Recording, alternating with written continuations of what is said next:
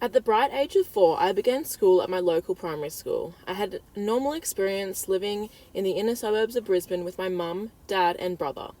We had plenty of family friends and endured many holidays and created fantastic memories. You could say life was pretty good. In 2013, I began high school at the local all-girls private school. I loved the sporting opportunities and getting amongst the college culture every day. However, this all came to a halt towards the end of grade 8 when my dad unexpectedly passed away. Directly following this, I felt isolated as I know that my entire grade was told, including all teachers. This made me feel like the spotlight was on me.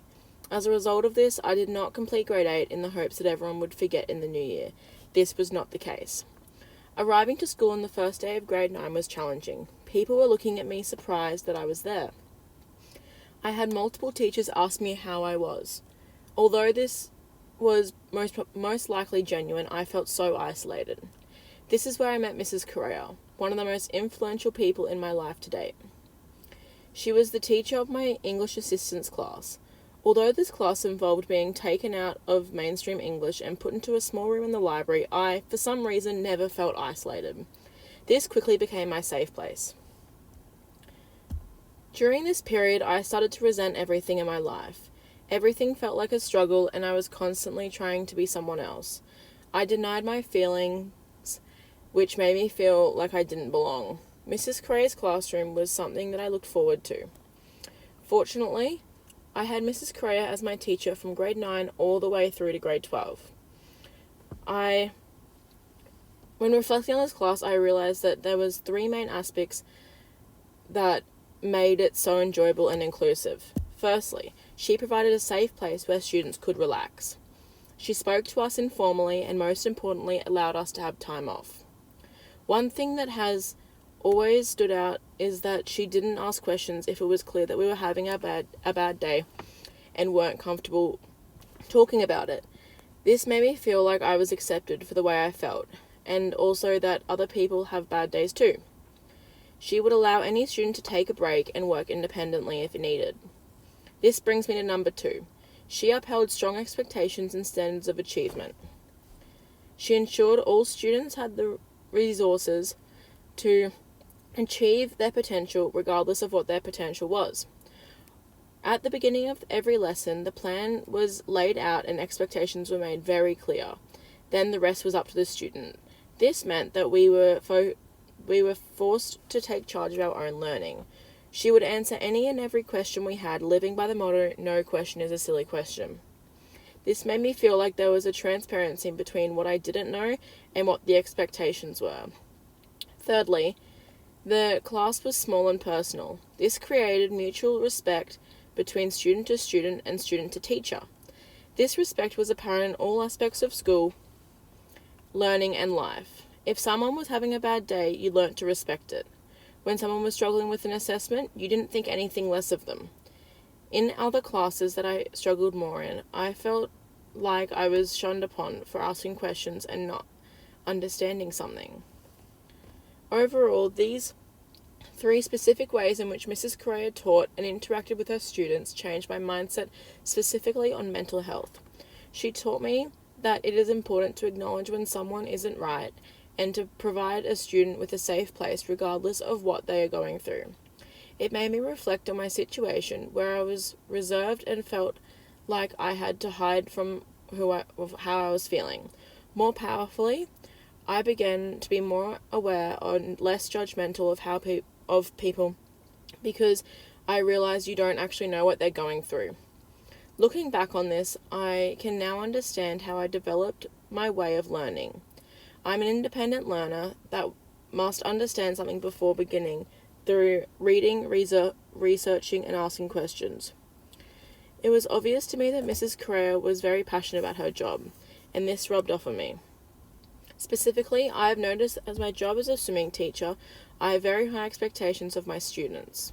But I also recognize that children are all at different stages. In fact, my favorite children to teach are those who are behind their peers. This is because they are the ones who get the most out of it and see the most improvement.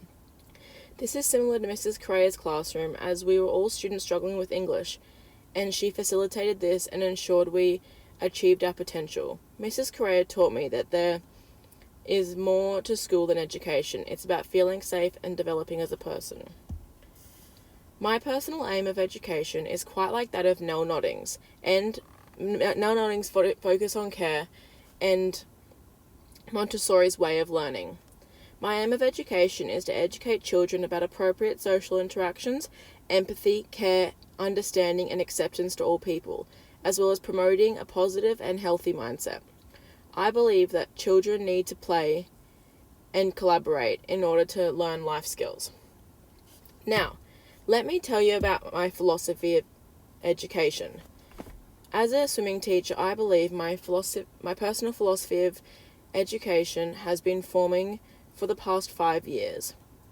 I have a notable passion for teaching children, as I mentioned earlier. To start with, I want to answer some of the big questions behind education as a whole, and I'm going to do this through the 5 W's and H. Who, what, when, where, why, and how.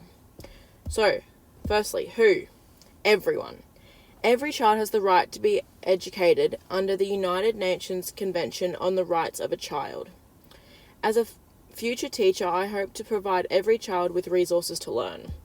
What?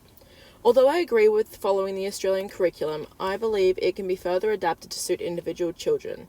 On top of this, an emphasis on learning to care for others and ourselves is critical, as well as further learning of basic life skills, communication techniques, and general classes about the way things work, because I think that this class will actually spark curiosity in fields that a student wasn't previously interested in.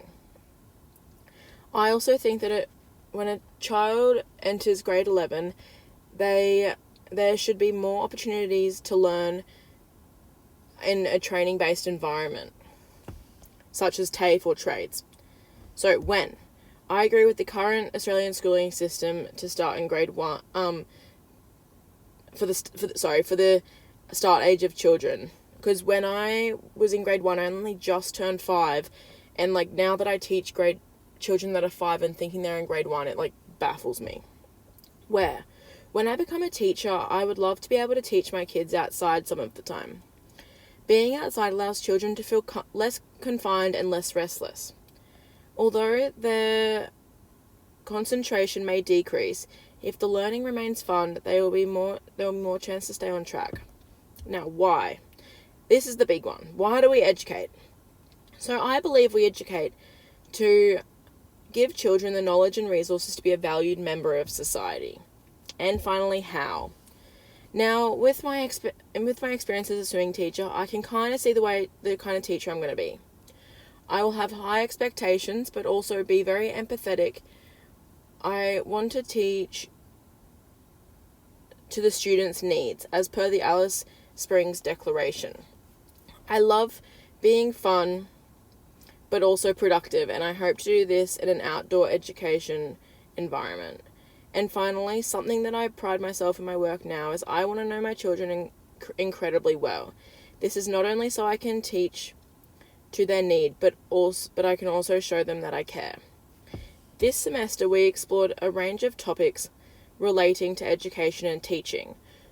The two that really assisted in the development of my philosophy of ethics, morality, and equitable education. Elizabeth Campbell, writer of The Ethics of Teaching as a Model Profession, sees these aspects as very important and as playing an integral part in the world of education. In Burgham's article titled The Teacher as a Model Agent, it explored the question of whether teachers should be models in the area of respect and care. If a teacher shows they care for a child, it will create a mutual respect between teacher and child, ultimately teaching the child how to respect and care for someone else. This is exactly what happened with me and Mrs. Correa. I believe that society as a whole must work on an equitable system, allowing everyone to achieve their potential. The book Sociology unpacks the meaning of sociology and, more importantly, equity. As a teacher, I will place this as my first priority. I want to be a catalyst to assist children to achieve their potential. So, overall, I would like to give you a quick summary of my philosophy. I want to teach children how to care and respect for each other. I want to teach outside and hands-on. I want to assist every child to achieve their potential. And finally, and most importantly, I want to make a child feel like they belong. They are a part of a unit that is the class, they are valued, and that they are respected.